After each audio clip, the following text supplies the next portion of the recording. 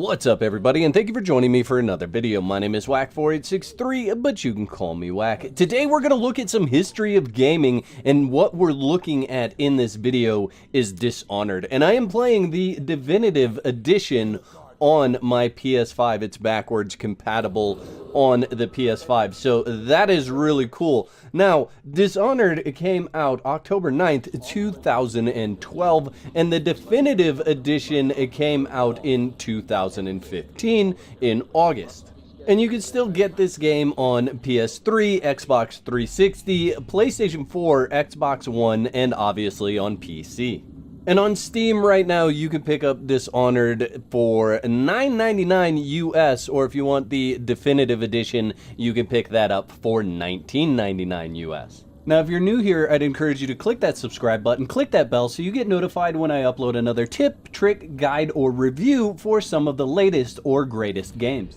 Now, Dishonored is an action-adventure game developed by Arcane Studios and published by Bethesda Softworks. Set in a fictional, plague-ridden industrial city of Dunwall, Dishonored follows the story of Corvo, the bodyguard to the Empress of the Isles. He's framed for murder and forced to become an assassin.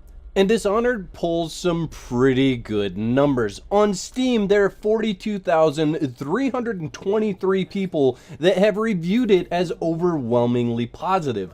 Their Metacritic scores are anywhere from 76 as the lowest on Xbox One to 91 as the highest on PC.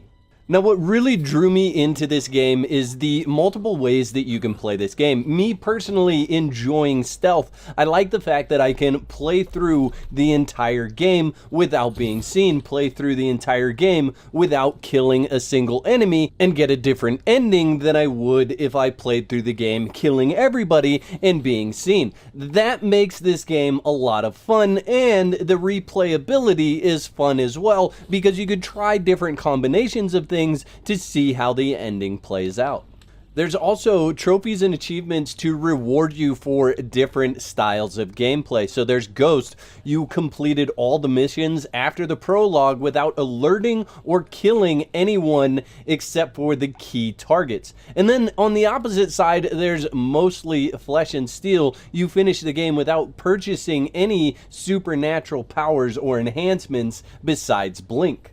And all that adds up to some really fun but different gameplay styles. And for those of you that are completionists out there, Arcane Studios kept you in mind as well. Once you've completed any mission, you can actually go directly back to that mission and play it again. You could do that instantaneously, or you could do that at any point during your gameplay, which means that if you missed something specific in the first mission of your playthrough that's going to give you an achievement at the end of your playthrough, you can simply go back and replay that mission and fix that particular thing that you were missing in that mission.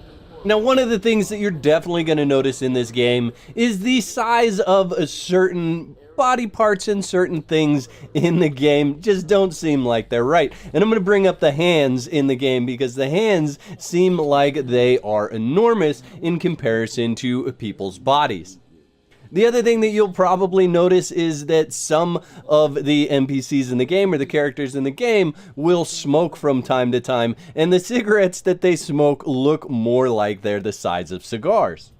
However, what the game lacks in finesse or fine details, it makes up for in gameplay mechanics and the story as you play along through the game. It's very easy to lose sight of the little things that you'll see here and there that may not make a whole lot of sense, and just find yourself enjoying the story and the gameplay and not caring about the size of the hands or anything else that may be slightly out of place. And the game really lends itself to having some things out of place or some distortion in the game. The city of Dunwall is modeled after London and Edinburgh in the late 18 to 1900s. However, it's totally fictional because they did bring technology from the early 2000s into the game with some of the different things that you have to get around in Dunwall City.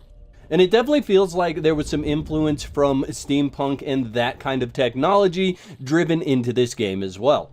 And even though Dishonored is an action-adventure game, it also has some role-playing elements, such as the ability to upgrade powers and make moral choices with a focus on non-linear consequences.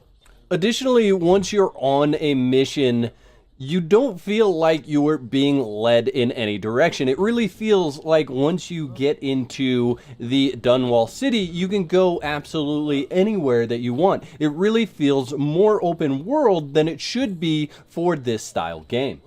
And again, that really leads me to my big point here, is that Dishonored really feels like a game that you can play however you want. You can spend as much time in each one of the missions as you want to, and sneak around and not get seen by enemies, or kill absolutely everything in there. Additionally, the more that you explore when you're in the city on each one of the different missions is going to give you different loot and more loot that you can use moving forward in the game. And as you engage in some of what I would consider side missions, you'll actually get to see how those play into the entire story of the game. Again, wrapping it all into one package in the non-linear consequences. Some of those side missions will benefit you in the future gameplay, and some of those side missions will harm you in the future of your gameplay. Now, Dishonored has 3 games in the series. There is Dishonored, Dishonored 2, and Dishonored Death to the Outsider. All 3 of the games do have the same gameplay style and the same gameplay mechanics, with very different stories. And honestly, I put these 3 games together in a bundle in my top 20 games that I've ever played. I really do enjoy the Dishonored series, and hence the reason why I wanted to show it to you today. And Dishonored is regularly compared to Deus Ex and Thief, so if you enjoy either one of those games and you haven't tried Dishonored, I would highly recommend that you give it a shot. If you're someone that enjoys action-adventure games, or someone that really enjoys stealth like I do, I really enjoy stealth mechanics in games, especially games that you can play all the way through in its entirety in a stealth mode, then I think you'll really enjoy Dishonored. And today I want to know, what is your #1 favorite game? What is that game that you consistently go back to and play over and over again and enjoy it every time? And you can tell me that in the comment section below. The whack moments in this video were sponsored by my legendary supporters. If you'd like to become a member, you can click the button below that says join. That'll give you all the details. And if you want to continue the fun, there's 2 videos on the screen. You can pick one of those to watch next. Please don't forget to whack the like button. And if you're new to the channel, I'd encourage you to click that subscribe button, click that bell so you get notified when I upload another video.